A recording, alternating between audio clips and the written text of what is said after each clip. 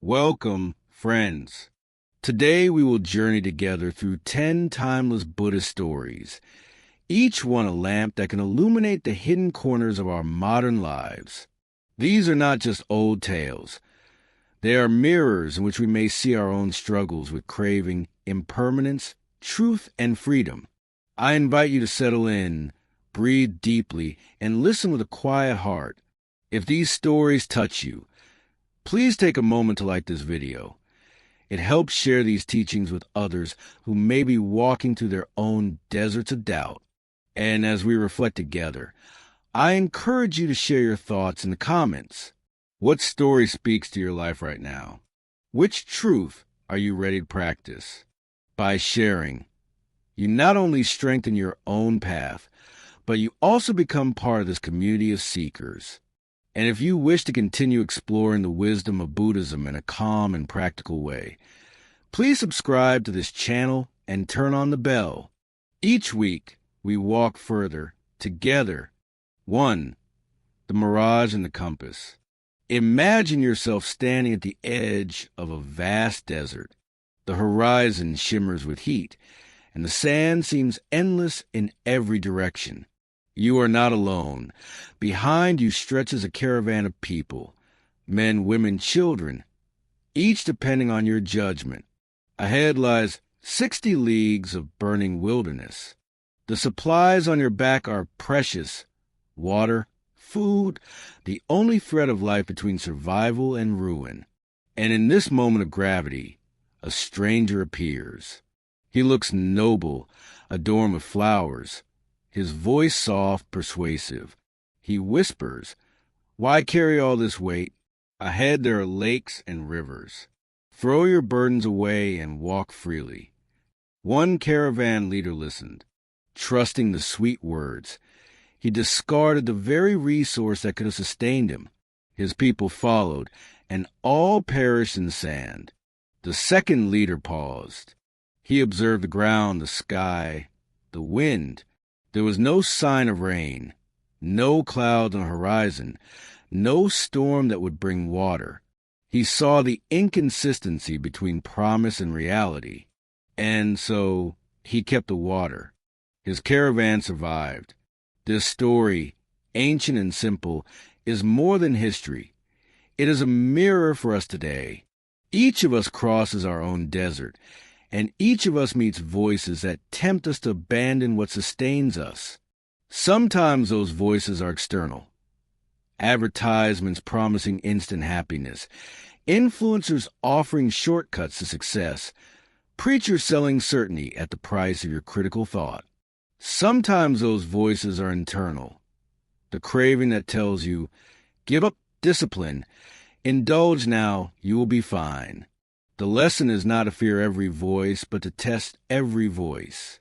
What are the signs? Does the advice align with reality, with experience, with reason? Or is it a mirage shimmering in the heat of desire? The Buddha often warned that the most dangerous illusions are not the ones we see outside, but the ones we build inside. We tell ourselves stories. I will be happy if I buy this. I will be safe if I control them. I will be worthy if others approve of me. These are mirages in the desert of the heart. And when we pour away our water, our attention, our energy, our inner resources, in pursuit of them, we find ourselves exhausted, still thirsty, still wandering. What, then, is the compass that keeps us safe? In Buddhism, it is called the three jewels, the Buddha, the Dharma, and the Sangha. Not as relics to worship, but as living refuge. The Buddha is the possibility of awakening, the truth that a human being, with all our flaws, can see clearly. The Dharma is the path, the practices, the teachings, the discipline that leads out of suffering. The Sangha is a community, companions who remind us when we are straying, who hold us accountable, who walk beside us, so we do not face the desert alone. Think of your own life. Who is your Buddha, your example of awakening? Maybe as a teacher, a mentor, or a figure whose integrity inspires you. What is your Dharma? the method or habit that consistently lowers your suffering. It could be meditation, honest reflection, service, or even something as practical as walking each morning to calm the mind. And who is your Sangha? The companions who encourage your better self. Perhaps it is a friend who listens without judgment, a support group, a community where values matter more than appearances. These three are your water skins, your compass, your protection against the desert voices.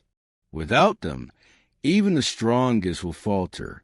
With them, even the most fragile may cross. Now, let's bring this closer.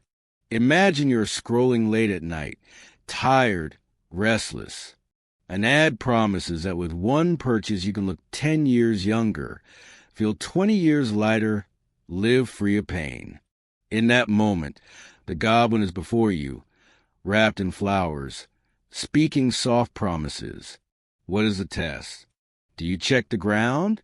Do you ask, what evidence? What reality? What signs? Or do you pour away your water with a click? Wisdom is not paranoia. It is discernment. It is the willingness to pause, to breathe, to measure before you move. I once worked with a man who had built a small company over decades. One day, a partner arrived with promises of sudden expansion, glittering profits, easy growth. The signs looked bright. But when we asked basic questions about contracts, about supply chains, about long-term risk, the answers were vague. The man felt the pull of the Mirage, the desire to drop his careful discipline, to bet everything. But something in him remembered the desert story. He kept his water. Months later, the partner's empire collapsed, exposed as hollow. By testing appearances, he preserved not only his livelihood, but the well-being of dozens of families who relied on him. The desert is not always outside. It is also inside, the wilderness of fear, the heat of craving, the thirst for approval. When you are lonely, the inner goblin whispers, abandon your principles. At least you will not be alone. When you are tired, it whispers, skip your practice. Skip your honesty. Just survive. In those moments, the three jewels are not abstract. They are lifelines. The example of the Buddha reminds you it is possible to endure and awaken. The Dharma offers you a step, however small, back toward clarity. The Sangha, even if just one voice of a true friend, reminds you not to give up your water. So when life feels like an endless desert, when voices tempt you to discard what matters, pause. Look at the signs. Ask, is this a mirage or a reality? Remember your compass. Hold your water close. And know that survival is not only possible, it is promised if you keep walking with wisdom. 2. O happiness and the palace without walls. There is an old story that begins not in the forest, but in a palace filled with jewels. A king sits on his throne, surrounded by guards, ministers, and musicians. He has everything that ordinary people imagine will bring peace, wealth, security, and the command of others. And yet, when he lays down at night, he feels no ease. His sleep is guarded by soldiers, his heart guarded by fear. Each morning, decisions press upon him. Each evening, the weight of power bends his back. One day, quietly, he removes the crown, lays aside the sword, and walks in the forest to become a monk. There, with no servants, no guards, no riches, he rests under a tree, and he whispers 2 words over and over, "Oh, happiness." At first glance, this seems absurd. How could a man who once possessed every luxury find greater joy lying on the bare ground? How could the loss of everything lead to the gain of freedom? But this is the paradox that Buddhism invites us to see. Happiness is not the same as comfort, and freedom is not the same as abundance. The monk tasted the sweetness of release, the end of clinging, the end of endless striving, and that taste was purer than any royal feast. Think for a moment about your own life. When were you most at peace? Was it on the day of your biggest purchase? Or was it perhaps in a quiet hour with someone you loved, or in a moment when you simply breathed without hurry? Many people remember times of simplicity, walking by the ocean, tending a small garden, laughing with a child. These are not moments of riches, but of release. They are moments when we were no longer clinging to control, no longer performing for approval, no longer burdened by possessions that demanded protection.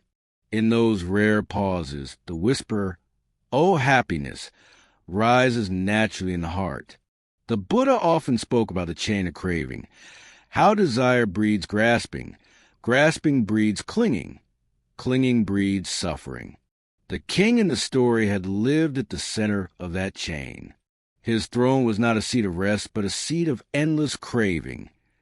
Craving for stability, craving for loyalty, craving for safety. When he walked away, he did not walk into poverty. He walked into freedom. He discovered that to lose the crown was to lose the weight of chains. Modern life offers its own crowns. Perhaps your crown is a job title, polished with years of sacrifice. Perhaps it is a house that you clean, decorate, and insure, but secretly fear losing. Perhaps it is a reputation that shines in others' eyes, yet feels heavy in your own chest. These crowns are not evil. They are simply not the source of happiness we imagine. We think they will bring ease, but often they bring pressure.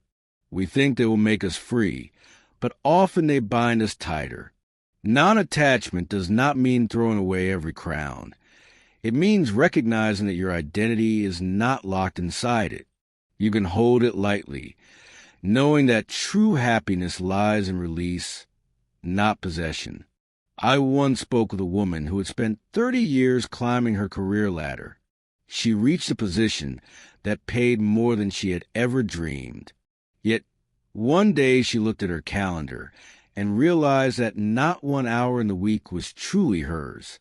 Every block of time was owned by meetings, clients, responsibilities. She laughed and said, "I built a castle, and now I am its prisoner." Not long after, she chose to step down, not into idleness, but into a slower role. Her income dropped, but her laughter returned. Her evenings became free. Her mornings began with quiet instead of panic. And she said to me, "For the first time in years, I feel alive." That is a whisper of "Oh, happiness" in a modern voice. The Buddhist path does not demand that everyone abandon their homes and families to wander the forest. What it asks is that we examine our relationship to attachment. Can we taste happiness without clinging to wealth? Can we enjoy love without trying to control it? Can we rest in freedom, even while fulfilling duties? The king's story is extreme, but the principle is everyday. The moment you let go of the need to be seen as important, you feel light. The moment you release the obsession with what others think, you feel free. The moment you stop grasping at what must change, you feel peace. This is why monks and nuns often smile, not because they are free from all suffering, but because they are free from much of the suffering born of grasping. They know the difference between carrying a burden and setting it down. They embody the happiness that comes not from adding more, but from needing less. And that is a lesson each of you can practice in small ways. Try this experiment for 1 week. Choose one attachment and release it gently. Perhaps it is the habit of checking social media every hour for approval. Perhaps it is a desire to win every argument at home. Perhaps it is a compulsion to fill every silence with noise. For 7 days, let that one thing go. You may notice discomfort at first, even fear, but if you persist, you may also notice a quiet relief. You may hear, faintly, the same whisper of the old king, "Oh, happiness." Another way to practice is to reframe possessions as loans, not ownership. When you sit in your car, remind yourself, this is not mine. It is lent to me by conditions. When you hold your body, whisper, this too is borrowed. It will be returned. Far from making you careless, this attitude makes you grateful. You no longer cling, you cherish. You no longer demand, you appreciate. And appreciation, not possession, is the root of joy. Some may fear that non-attachment means indifference, that letting go means loving less. But it is the opposite. When you cling, you squeeze the life out of what you hold. When you release, you allow it to breathe, to be what it is. The monk in the forest did not love life less than the king in the palace. He loved it more because he could finally see it clearly. He was not blinded by the glitter of wealth or the fog of power. He could see the sky, the earth, the moment, and he could say with pure heart, "Oh, happiness." So ask yourself, what crown do you wear that has become a chain? What possession, title, or attachment weighs heavier than the joy it brings? And are you willing, even for a moment, to set it down and rest beneath the open sky? If you try, even briefly, you may discover that the ground beneath you is softer than the throne. 3. The gray hair that wakes the soul. King Makadeva was a powerful ruler, beloved by his people, respected by his court, and feared by his enemies. His life seemed full. Yet one morning as he gazed into the mirror, something caught his eye, a single strand of gray hair glimmering among the sea of black. Most of us, in such a moment, might laugh, pluck it out, or try to cover it. But for the king, it was no small thing. That silver thread was not vanity. It was a messenger. It whispered, time is passing. Life is changing. Death is drawing near. And rather than run from that truth, he bowed to it. He saw the impermanence of youth, of beauty, of power itself. And in that realization, he began to turn his heart toward deeper practice, toward the path of awakening. This story is not just about a king. It is about you and me. Each of us is our own gray hair moment. Sometimes it is literally the first white strand that appears in our hair. Sometimes it is the first morning we wake with joints that ache longer than they once did.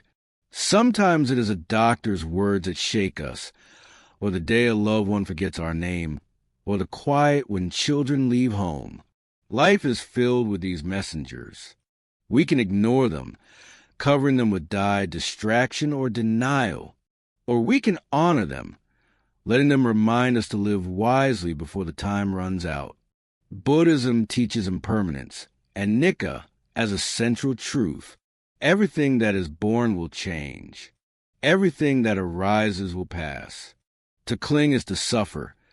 To see clearly is to live free. The king's gray hair was not a curse. It was a gift, showing the truth he had always known but seldom faced. And in seeing it, he could make a new choice, to shift his priorities from endless accumulation toward inner cultivation. This is the heart of wisdom, not to resist change, but to use change as a guide. In our modern culture, impermanence is often treated like an enemy. Industries make billions selling us the illusion that we can stop time. Creams to erase wrinkles, surgeries to reshape the body, distractions to drown out the awareness of aging. We cling desperately to the appearance of youth, forgetting that denial does not prevent death. It only prevents peace. The king, by contrast, did not cling. He did not try to erase the gray hair. He bowed to it, and in bowing, he stood taller in wisdom. I once spoke with an old man who had just retired after 40 years of work. He confessed to me that he felt lost, no longer defined by his career. I spent my whole life climbing the ladder, he said, and when I reached the top, I realized the ladder was leaning against the wrong wall. His gray hair moment came not in the mirror, but in the silence of his first Monday morning with no work to go to. At first he panicked, but eventually he began to see the freedom, time to study, to walk slowly, to volunteer, to listen to his grandchildren's stories. Retirement became not an ending, but a reorientation. His gray hair became his compass, pointing him toward a new way of living. We can all practice this reorientation. One way is through what I call the gray hair inventory. Each time you notice a sign of impermanence, a wrinkle, a forgetfulness, a season changing, pause and ask 3 questions. First, what is ending by itself? Second, what needs my blessing to end? And third, what is asking begin?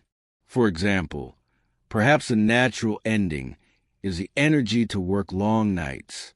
Perhaps what needs your blessing is a role you've outgrown or resentment you've carried too long. And perhaps what is asking to begin is a daily walk or a meditation practice or a reconnection with an old friend. By turning signs of impermanence into invitations, you transform fear into wisdom. Another way is to meditate directly on change. Sit quietly and watch your breath. Notice how each inhale arises, fills, and passes away. Notice how each exhale comes and goes. No breath can be clung to, yet in the flow of breaths, life continues. This is a rhythm of impermanence. Each moment ends, and because it ends, the next can begin. Without endings, there is no renewal. Without impermanence, there is no growth. Modern psychology echoes this truth. Studies show that people who accept aging with openness tend to live longer and healthier lives than those who resist it with denial. Resistance breeds stress. Acceptance breeds peace. When we accept that gray hair, that wrinkle, that slowing down, we free ourselves to enjoy what remains. Instead of lamenting the loss of youth, we celebrate the presence of now. Instead of clinging to yesterday, we bow to today. I remember a woman in her 70s who told me that she felt more alive than ever. When I was young, she said, I was too busy chasing tomorrow to enjoy today. Now, with each wrinkle, I feel more urgency to love, more gratitude for each morning. I don't waste time pretending I'll live forever. I just live. That is the wisdom of the gray hair. It wakes us from the trance of postponement. It says, do not delay your peace. Do not postpone your kindness. Life is happening now. So the next time you find a silver strand in your hair, do not rush to cover it. Look at it as King Makadeva did, a teacher. Let it remind you that the sands of time are moving and that each grain is precious. Let it invite you to reorient, to let go of what no longer matters, to cultivate what truly does. Gray hair is not the end of beauty. It is the beginning of depth. It is not the loss of youth. It is the gaining of perspective. It is not the enemy of happiness. It is its messenger. When you honor impermanence, you no longer live in fear of change. You live in harmony with it. And then, like the king who saw his single silver strand, you may find yourself bowing not in sorrow but in gratitude. For impermanence, though it takes much, also gives much. It gives the urgency to love, the clarity to prioritize, the wisdom to release, and the courage to begin again. For Purifying the Lens. There was once a young monk, known to his companions as Little Wayman. He had a gentle heart and deep respect for the teachings, yet he struggled in a way that seemed almost embarrassing. His teacher gave him a single verse to memorize, only a few words long. Day after day he tried, repeating it over and over, but no matter how hard he worked, it slipped from his memory like water through his fingers. The other monks laughed at him, whispered behind his back, called him useless. Shame burned in his chest, and discouragement clouded his mind. He began to believe what others said, that perhaps he was not fit for the path at all. But his teacher saw deeper. One day, he handed little Wayman a clean white cloth and told him simply, "Hold this as you recite." Wayman obeyed. As he tried again to memorize, he noticed the cloth in his hands begin to darken. Dust, sweat, the natural oils of his skin stained the fabric. And suddenly, a realization pierced him. It was not the verse that was difficult, nor his memory that was broken. It was the mind itself, clouded by impurity. Just as the cloth became soiled from hidden dirt, so the mind, stained with craving, anger, and delusion, could not hold the truth clearly. In that instant of seeing, something shifted. The verse no longer felt impossible. His mind grew lighter, more focused, and understanding began to blossom. This story is not about memorization. It is about purification. It teaches us that wisdom does not flow into a vessel that is clogged. We often believe that if we just try harder, force more information in, cram more practice, we will succeed. But Buddhism reminds us that effort without clarity is like pouring water into a muddy jar. The more you add, the cloudier it looks. What we need is not more, but less. Not more striving, but more cleaning. Not more noise, but more stillness. Think about modern life. How often do we sit down to read, to study, or even just to be present with a loved one, and find that we cannot focus? We blame our memory. We blame our aging. We even blame the complexity of the world. But beneath all that, the real cause is often a polluted lens. Our minds are saturated with distraction, endless scrolling, constant comparison, unresolved resentment, unchecked desire. With such stains, how can wisdom shine through? The verse slips away not because we are incapable, but because the mirror of the mind is covered in dust. I once met a student who told me she could not meditate. Every time I sit, she said, my thoughts are loud, my restlessness unbearable. I must be bad at this. I told her, you are not bad at meditation. You are simply seeing the dirt that was always there. Meditation is not about creating silence out of nothing. It is about noticing the noise and slowly letting it settle. Just as a jar of muddy water clears when it is left still, the mind clears when it is given time, patience, and space. After weeks of practice, she noticed that the storm was quieter, and for the first time, she could hold a verse in her heart without losing it. Like little Wayman, she discovered that purification comes before clarity. This principle applies not only to meditation, but to all of life. When our relationships feel impossible, when communication breaks down, often the issue is not that love has disappeared, but that the channel is blocked. Resentment, pride, or fear have dirted the cloth. If we clean those stains through forgiveness, humility, honest conversation, suddenly love flows again. When our work feels unmanageable, it is often not because the tasks are too many, but because the mind is cluttered with resistance, comparison, or doubt. Purify the lens, and the same work becomes lighter. Purification in Buddhism does not mean perfection. It does not mean you never feel anger or desire again. It means you learn to notice when the cloth is dirty, and you gently clean it. You do not scold yourself for the stain. You wash it. You do not despair at the dust. You clear it. This is a lifelong practice, and every small act of purification brings immediate benefit. Consider 3 simple practices.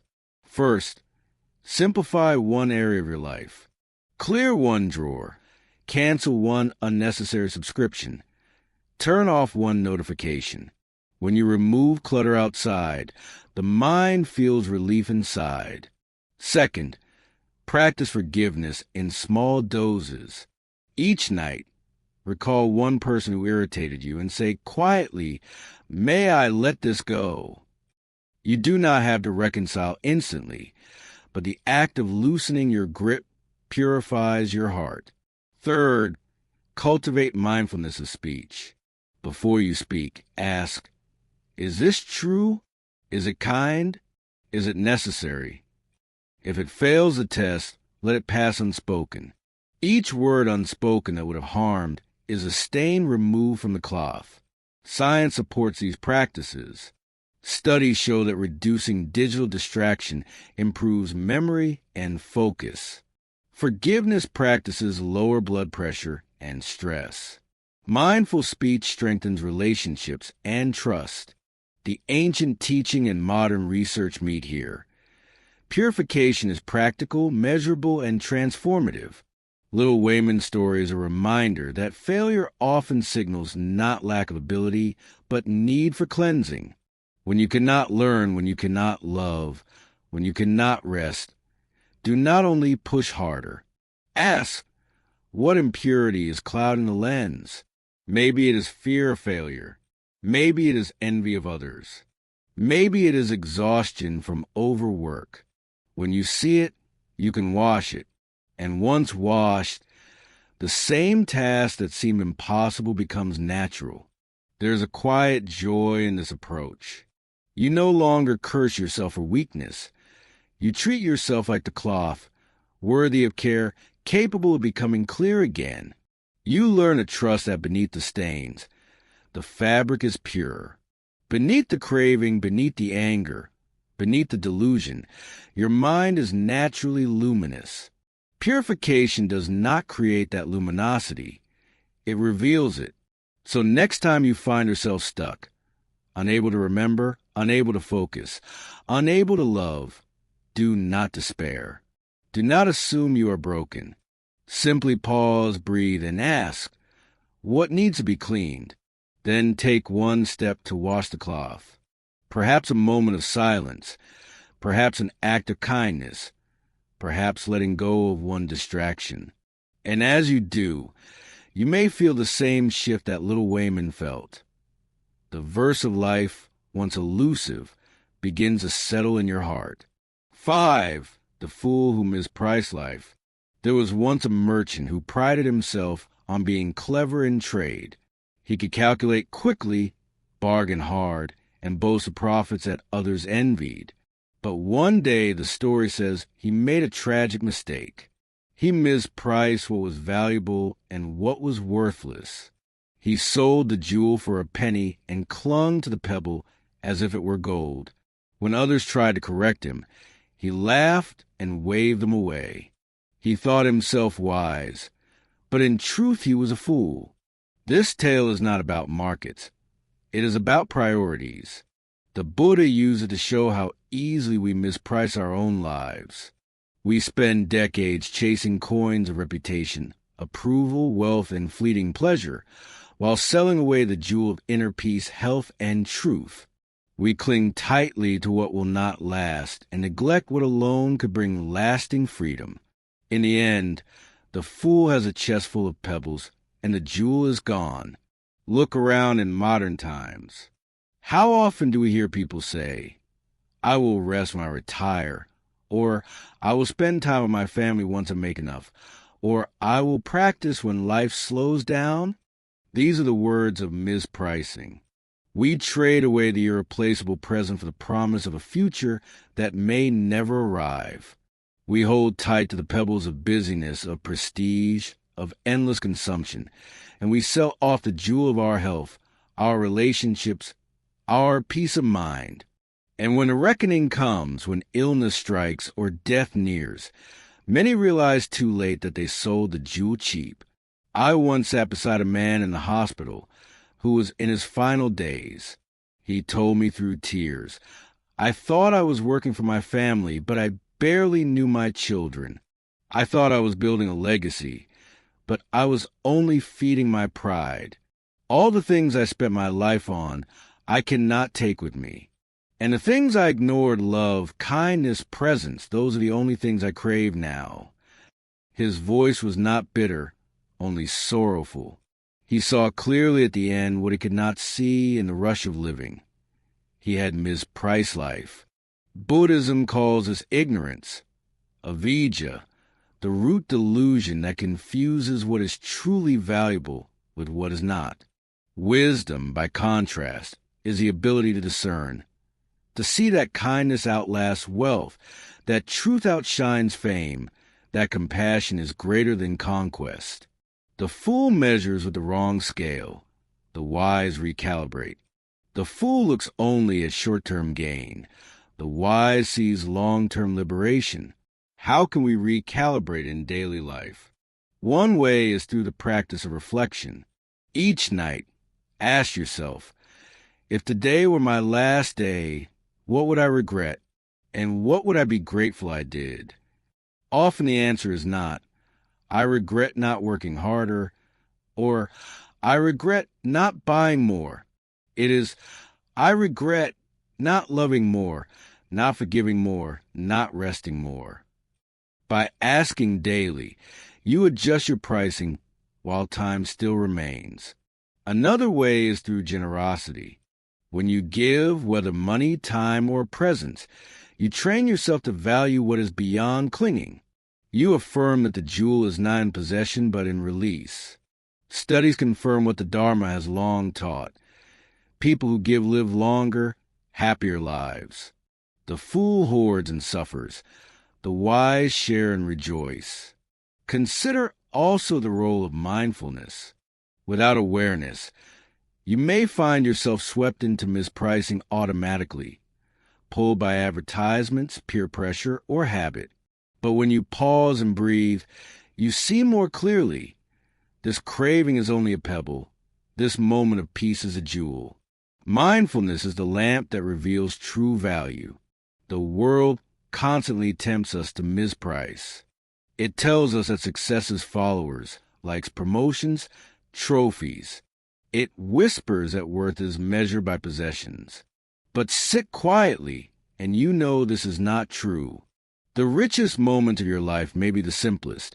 A morning sunbeam on your face, the laughter of a grandchild, the stillness of prayer, the kindness of a friend. These are jewels. They require no currency, no bargain, no striving. They are given freely, but only if you do not sell them away for pebbles. There is also a social dimension. Communities and nations can misprice life, pouring resources into weapons while neglecting education, glorifying competition while ignoring compassion. The result is collective suffering. But when societies invest in care, in wisdom, in equity, everyone benefits. The Dharma begins in the heart but radiates outward, challenging us to price life rightly at every scale. Perhaps the most radical teaching of Buddhism is that the ultimate jewel is the path to liberation itself. To hear the Dharma, to practice mindfulness, to cultivate compassion, these are treasures rarer than gold. Yet many hear the teaching and shrug, preferring the pebble of distraction. The Buddha once said that a human birth with the chance to hear the Dharma is like a blind turtle surfacing once in 100 years and happening to place its head through a single floating yolk. That is how rare this opportunity is, and yet how easily we sell it away. So let us learn from the fool by not repeating his mistake. Let us value what cannot be bought or sold: time, love, presence, wisdom. Let us guard the jewel by practicing daily, forgiving quickly, living simply. And when we feel tempted to chase the pebble, whether it is status, greed, or resentment, let us pause and ask, what is truly valuable here? What price am I paying? If you hold the jewel rightly, your life, though simple, will shine. And when the final day comes, you will not weep for wasted trade. You will smile, knowing you kept the treasure that matters. 6. The Four Friends. There is a story in the Buddhist tradition, simple and gentle, yet remembered for centuries. It is called the Four Friends. In the forest, there lived four companions: a tall elephant, a clever monkey, a gentle rabbit, and a small bird. At first, they argued who among them was the eldest, who should be honored. Each claimed importance. Each wanted to lead. But then they remembered a simple truth. The one who came first into the world deserves respect. They asked one another.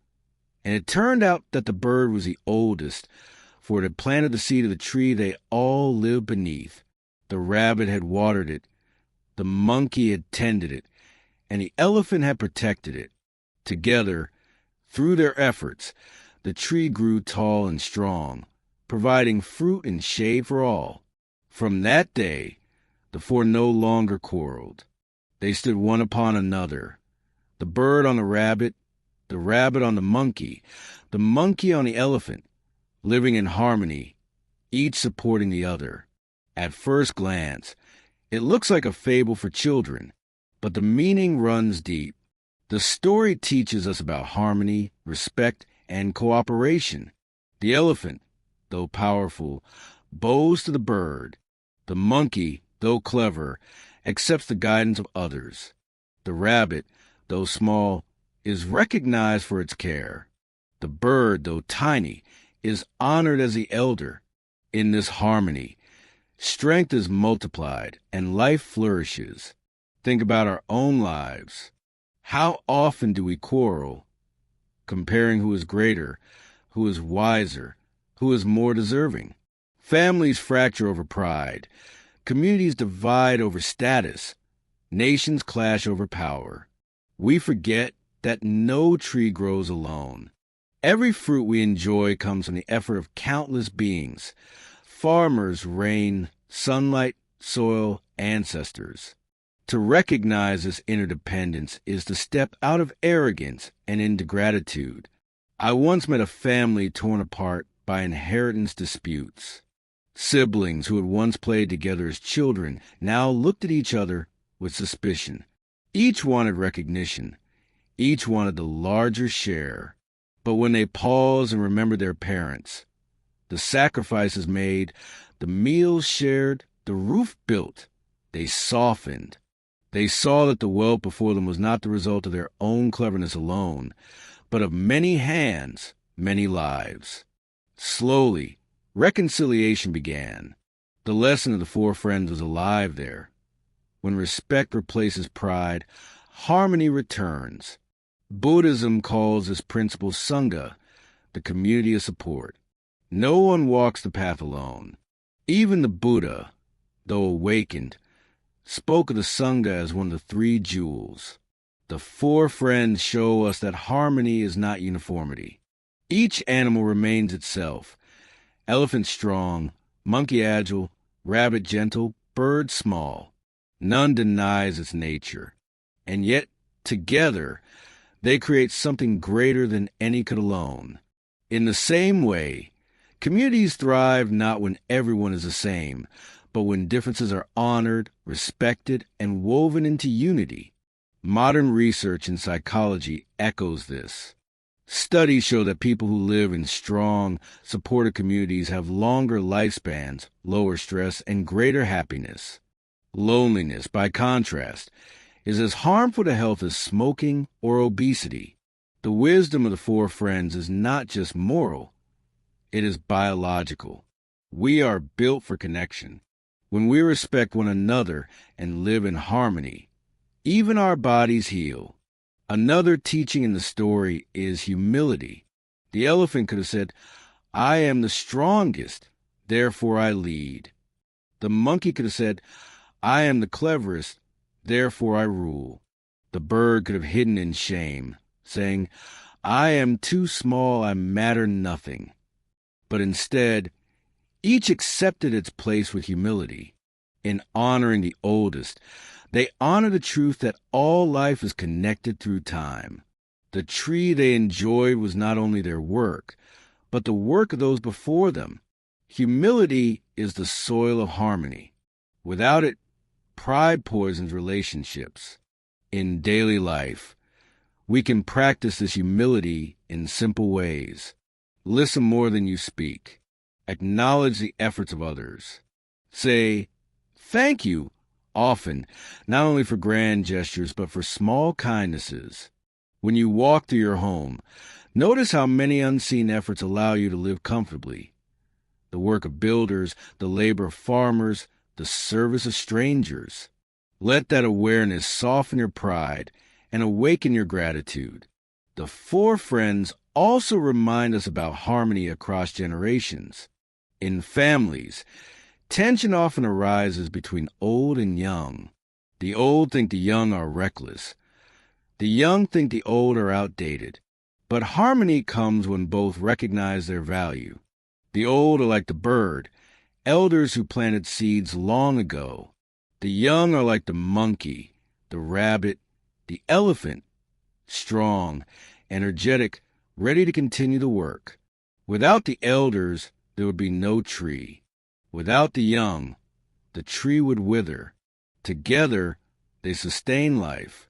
One grandmother once told me, "When I was younger, I thought wisdom was about being right. Now I see it as about being kind." Her words echo the four friends. Harmony does not come from proving superiority, but from honoring connection. The more we insist on being above others, the more divided we become. The more we practice respect, the more naturally harmony arises. Imagine if nations practiced this wisdom. Instead of measuring who is strongest or richest, they remembered who came before, who planted the seeds, who watered the earth. Imagine if workplaces practiced it, leaders respecting workers, workers respecting leaders, each seeing their roles as interdependent. Imagine if families practiced it daily, children respecting parents, parents respecting children, siblings supporting rather than competing. The world would look less like a battlefield and more like a forest where everyone thrives together under the shade of the same tree. The image of the four animals standing one upon another is beautiful because it shows interdependence made visible. The smallest bird stands atop the tallest elephant, not crushed but lifted. The weakest is not despised but supported. This is the essence of compassion.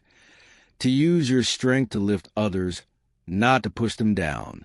In lifting others, you're lifted too.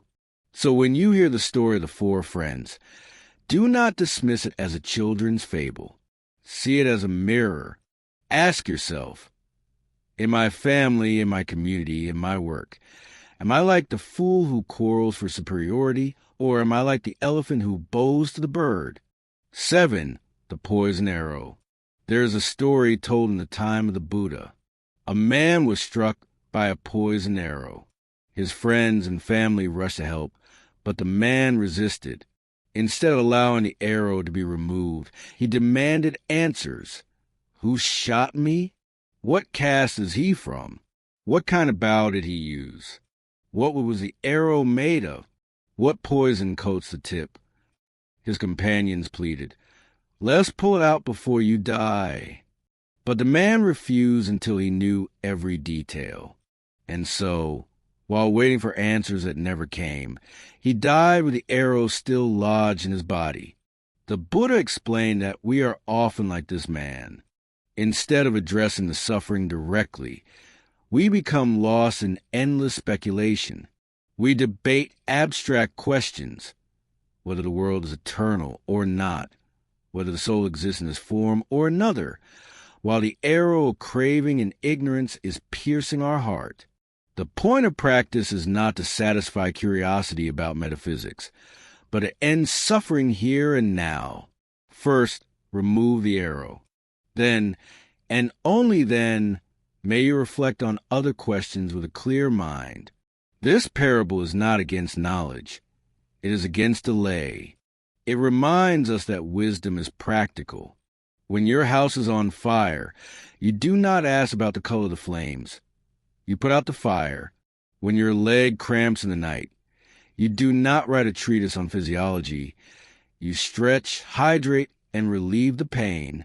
In the same way, when the heart is burning with greed, anger, and delusion, the first task is to cool it with mindfulness, compassion, and clarity. Only then can deeper questions be approached. How often in modern life do we fall into the trap of the poisoned arrow? We say, I will begin meditating once I understand philosophy completely. Or, I will forgive once I know why they hurt me. Or, I will change my life once I have every answer. And so we delay and delay and delay while the poison spreads. The Buddha's teaching is simple. Do not wait. Begin the healing now. The details may matter later, but your life is too precious to waste in speculation. I once counseled a man struggling with anger. He wanted to know all the theories, psychology, neurology, childhood conditioning, before he would attempt to let go. He read book after book, but his anger continued to wound his loved ones. Finally, I asked him, while you study, what happens to your children when you shout? While you wait for the perfect answer, what poison seeps into your home? His eyes filled with tears. That night, he tried a simple practice, pause and breathe before speaking. It was not philosophy, it was medicine. Slowly, the poison lessened. The poison arrow also teaches us about humility. There are questions that even the wisest cannot answer about the beginning of the universe, the destiny of the soul, the ultimate nature of reality. To demand those answers before practicing is to demand the sky be measured before you take a single step. The Buddha compared it to a man refusing to cross the river until he knows the depth of every grain of sand on the riverbed. Such demands are endless. The wise instead build a raft of practice, ethics, meditation, wisdom, and cross. Once on the other shore, perhaps you may examine the sand if you wish. Science, too, reminds us that action often precedes full understanding. Medicine is practiced before every mechanism is known. We take antibiotics even if we cannot recite the structure of bacteria.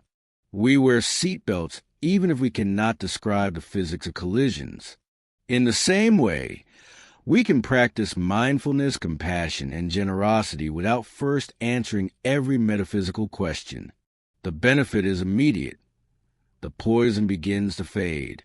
Another layer of the parable is about priorities. What is urgent and what is not? The man dying from the arrow wasted his final breaths on trivia. How often do we do the same? We quarrel over small slights while neglecting the deeper work of love. We obsess over possessions while ignoring the health of our spirit. We drown in news, gossip, and distraction while the arrow of mortality reminds us silently that time is short. To live wisely is to know what matters most, to pull out the arrow before it is too late. You can practice this awareness by asking yourself each morning, what is my arrow today? Perhaps it is resentment you carry.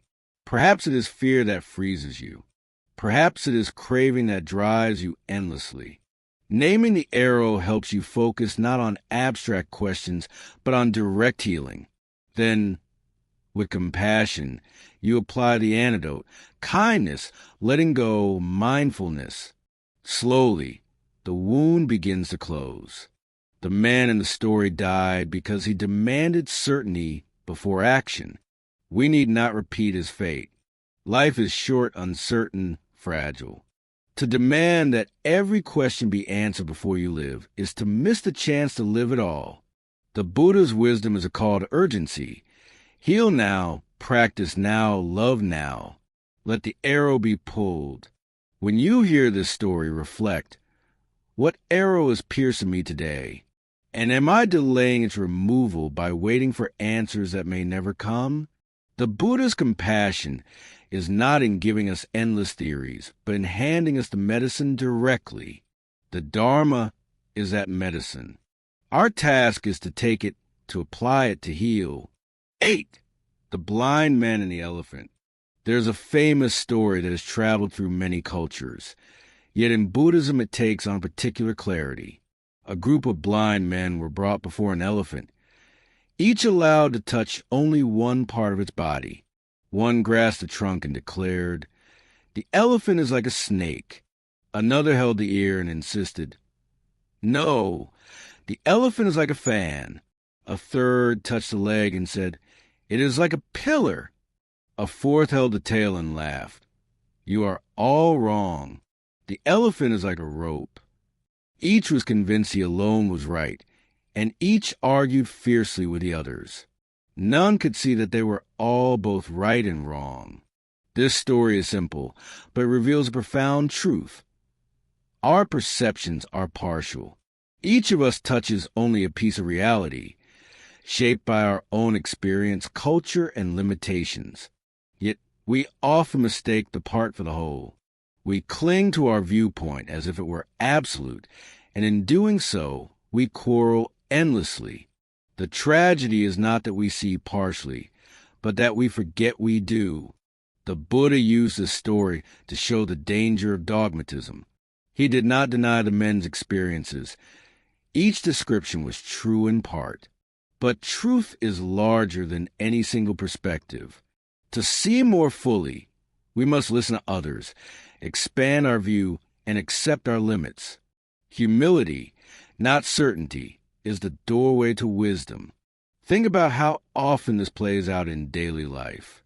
Families argue because each person sees only their side of the story. Communities divide because each group holds tightly to its fragment of truth. Nations clash because each clings to its narrative of history. On social media, we see blind men and elephants every day. People shouting past one another, certain they alone grasp the whole. Yet in reality, all touch only a piece. I once mediated a conflict between two colleagues. Each was convinced the other was lazy and disrespectful. One spoke of missed deadlines, the other of lack of communication. At first, they could not hear each other, blinded by their own frustrations. But when they sat quietly and each described their experience without interruption, a new picture emerged. They saw that both were right about part of the problem, and both were wrong about the whole. With that realization, cooperation became possible. The elephant was larger than either had imagined.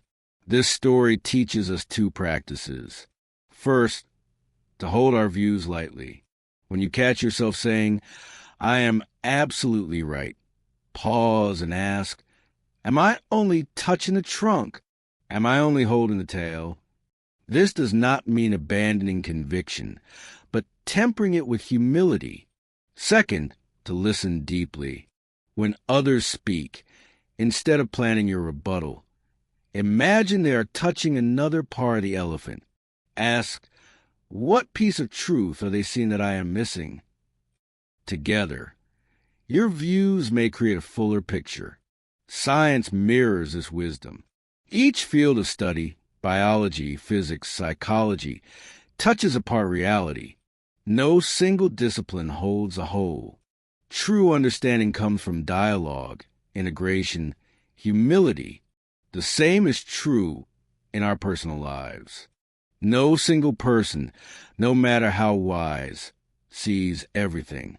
We need one another's perspectives to approach truth.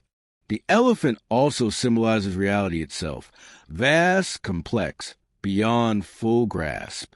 To insist that one piece is a whole is to shrink the infinite into our narrow view. Buddhism invites us instead to bow before the mystery, to practice not knowing as a form of wisdom. The Zen tradition speaks of beginner's mind, a mind open, curious, unburdened by rigid certainty. The blind men argued because they were sure. Wisdom would have been to say, "This is what I feel, but perhaps there is more." In our own practice, we can embody this humility. When we read sacred texts, we remember their fingers pointing to the moon, not the moon itself. When we hear teachers, we honor their guidance, but do not confuse it with absolute truth. When we reflect on our own insights, we treasure them, but know they are partial. The elephant is always larger. This attitude brings peace. Imagine if the blind man had said, "Each of us is touched apart. Let's put our experiences together." They would not have argued. They would have learned. In the same way, When we approach life with openness, arguments soften, curiosity grows, compassion blossoms. We no longer need to prove others wrong. We need only to see together. There is a deeper layer, too. The blind men are not only individuals. They are parts of ourselves. Inside us, there are voices. One clings to the trunk of fear, another to the leg of desire, another to the ear of memory. Each insists it is the whole of who we are. But meditation reveals that we too are larger than any single piece.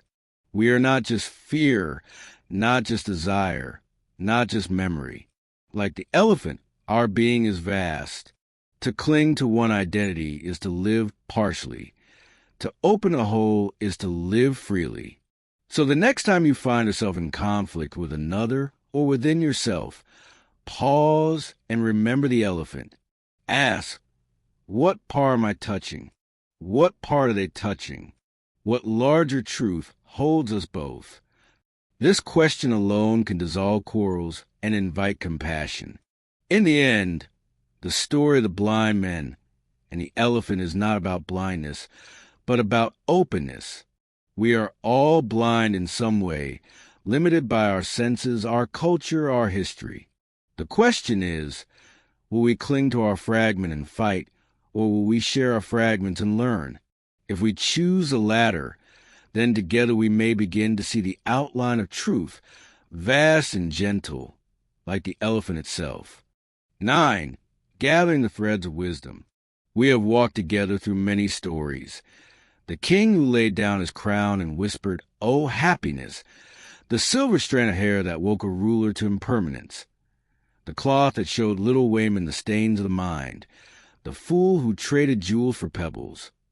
The 4 friends who built harmony. The poisoned arrow that taught urgency. And the blind men who quarreled over the elephant. Each tale stands on its own, but now, at the end of this journey, let us gather their threads and see the pattern they weave.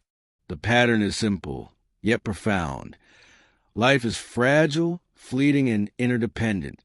We suffer when we cling, when we misprice, when we confuse the part for the whole. But we find peace when we release, when we honor, when we see clearly.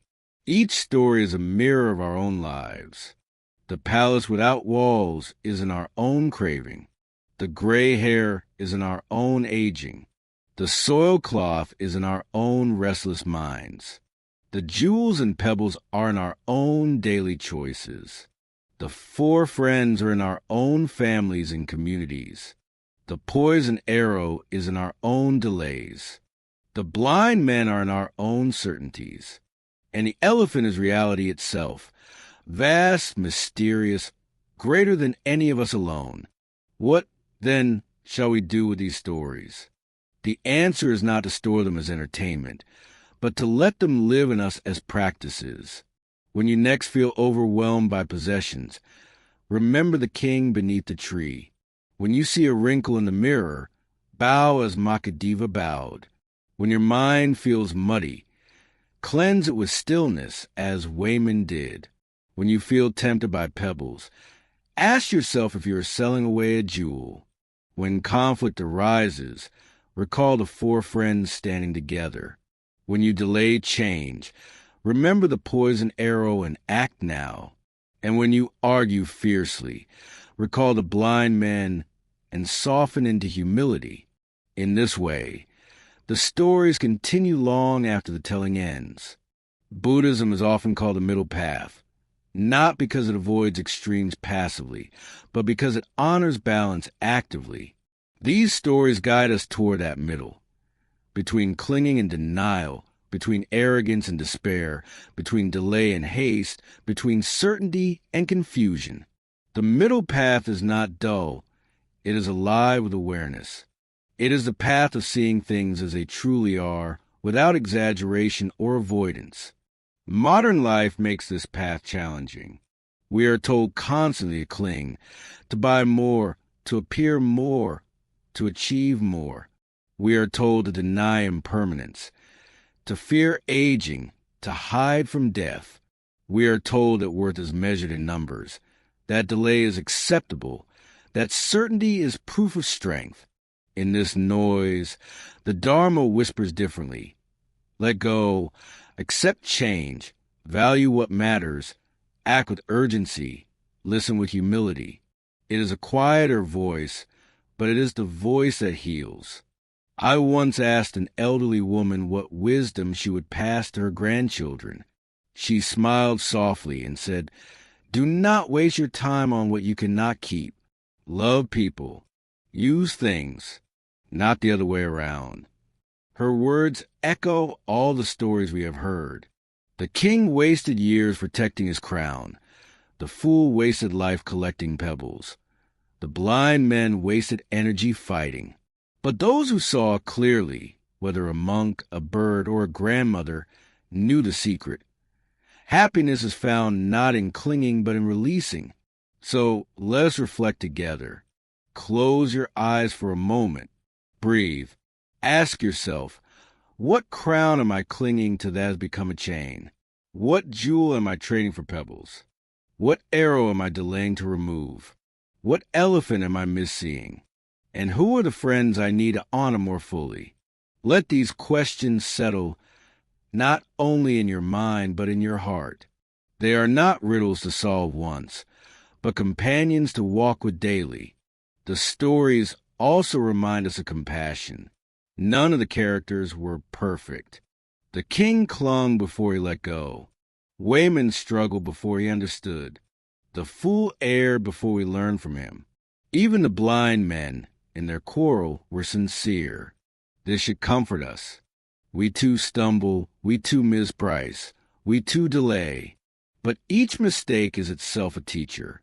Each stain shows us the need to wash. Each quarrel shows us the need to listen. Compassion means seeing ourselves not as failures, but as learners. And finally, these stories point us toward freedom. Freedom is not the absence of difficulty. It is the ability to meet difficulty with clarity. The crown may still grow heavy. The hair will still turn gray. The cloth will still soil.